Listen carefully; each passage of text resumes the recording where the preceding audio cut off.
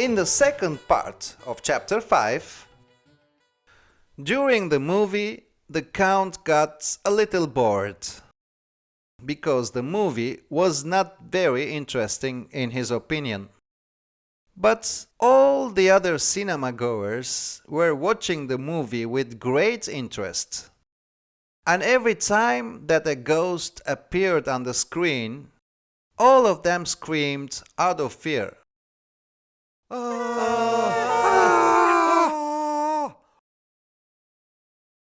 Yes, they were frightened, but they laughed too. Well, exactly at that very moment, the Count finally realized something very clearly. People like to get scared. They love the fact that the ghosts on the screen scare them.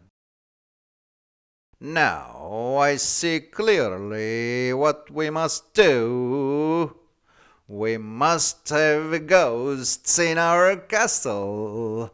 And instead of promoting our castle as a historical and beautiful castle full of nice flowers, we must promote it as a scary castle haunted by ghosts.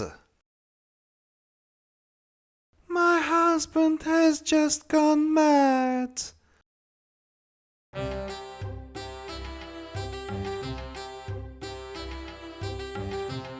Part 3. A cup of tea that stares you in the eyes. The next day, the Count got to work immediately. He started by searching special effects companies. Companies that make those special effects which are used in the movies or in theaters. His idea was, in fact, placing special effect machinery in the corridors of his castle.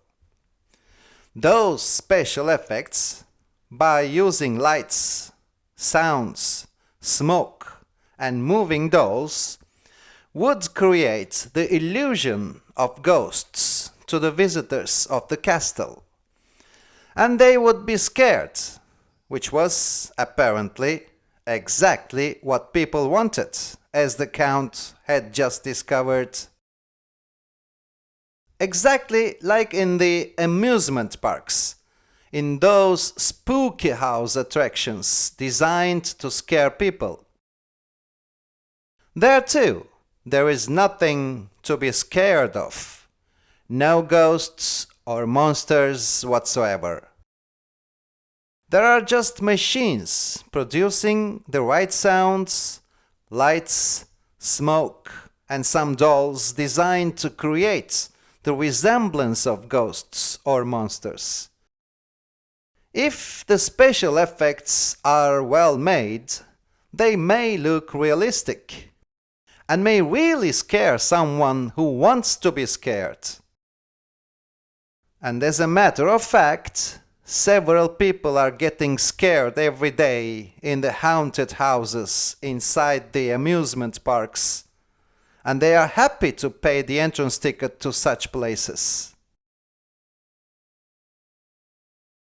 So the clever and enterprising Count had been busy for several days, meeting the special effect companies, inspecting the corridors of his castle, and finding out the most suitable special effect for each of the corridors of his castle. One beautiful evening, while driving home from town at the end of a long day of work fully spent on talking about projects with the special effect companies in the town, the Count decided to take a little pause from driving and exited the highway to take tea in a coffee shop in one of the small villages thereabouts. There was a magnificent sunset. The sun, setting below the horizon, was painting the clouds red, pink, and orange. And all the sky and the earth were presenting their best colors at the end of a day of sunny activities. The earth and the sky were getting ready to take off their work clothes and put on their elegant evening dresses. So the Count exited from the highway, drove into the first small town he encountered, and luckily he found right away a nice cafe with a garden overlooking the sunset view. He walked into the cafe, entered the garden, and sat down at a table right in front of the sunset.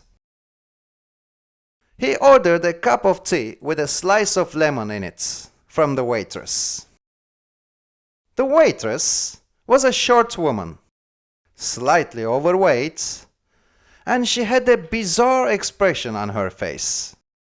An expression of both embarrassment and amusement, as if she had just made some trouble and was trying to hide it.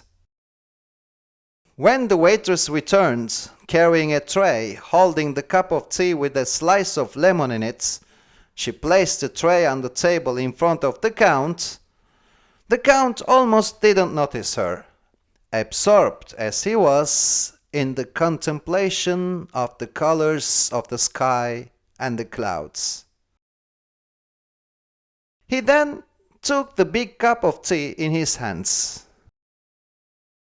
The cup was so big that he needed to hold it with both hands. He started to sip his tea whilst continuing to look at the colorful sunsets in front of him. All of a sudden, however, the Count had the feeling that someone was staring at him. Normally, there wouldn't be anything so strange in this.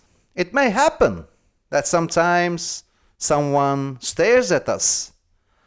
But in this case, something strange was there, because there was no one else in the garden, and the Count was all alone. The Count then kept on sipping his tea, and right at that moment, he suddenly realized that the eyes staring at him were in the tea. The Count, all amazed, looked into the cup, only to see two amazed eyes looking back at him. "It must be the reflection of my eyes," thought the Count Fineflower. It may happen, in fact, to see one's own eyes reflected in the tea or in the soup, if the cup is so large that it needs to be held by both hands. Try it by yourselves. If the cup or the bowl is large enough and you look directly into it, you will see the reflection of your eyes in the cup or in the bowl of soup or tea. But right as the Count was thinking of these things, the two eyes, which were staring at him, started to form a naughty expression, like the expression of a person who is about to prank someone. The two eyes in the cup were now almost smiling, and then a sound came from the cup, just one syllable, shy and curious at the same time. Boo! And here we have to admit, oh! The Count got scared. The Count Fineflower, a learned and intelligent man, got scared. The Count knew well that there was nothing scary in the world, apart from maybe his wife, the Countess Fineflower, early in the morning if she hadn't slept enough during the night. Still, he got scared, and a lot, and in fright he dropped the cup of tea, which fell on the floor noisily, breaking in several pieces and flooding a big part of the pavement with tea. The Count was recovering from the fright and asking himself who or what had said "boo" to him, when from inside the stone wall next to the table came another voice, this time much more resolute and absolutely not in the mood for jokes. "Mino!" And then, "Mino!" repeated the voice. It was the voice of a woman, and judging by the tone with which she was calling, it was surely the voice of a mom. When a mom calls her child with this voice and tone, it is better not to make her wait even for a split second. Because an angry mom is the scariest thing there is, and this everybody knows. "How many times did I tell you not to disturb the guests of the cafe? Tell me, how many times?" asked the very angry mom voice. The voice was so angry that even the Count felt sorry for the troubles that this Mino would soon experience, despite not knowing who Mino was or where the mom voice was coming from. He would have liked to say to her, "Oh, my dear lady, it is nothing. He didn't disturb me at all. Really?" to protect this Mino from his mother's fury. But he couldn't say anything, for the simple reason that the Count Fineflower couldn't see neither Mino nor his mom anywhere around him. There was no one else in the cafe's garden except him. The mom voice was calling from the stone wall right in front of his table. Great, thought the Count Fineflower. First I hear a voice from inside the cup of tea, and now I hear a voice coming from a stone wall. Maybe I got a little too tired in these days, with all these trips back and forth to the town to meet the special effect companies. I'd better see a doctor first thing tomorrow, and I think it would be good to take a few days off from work. So here we are, dear listeners. The third part of chapter 5 ends here.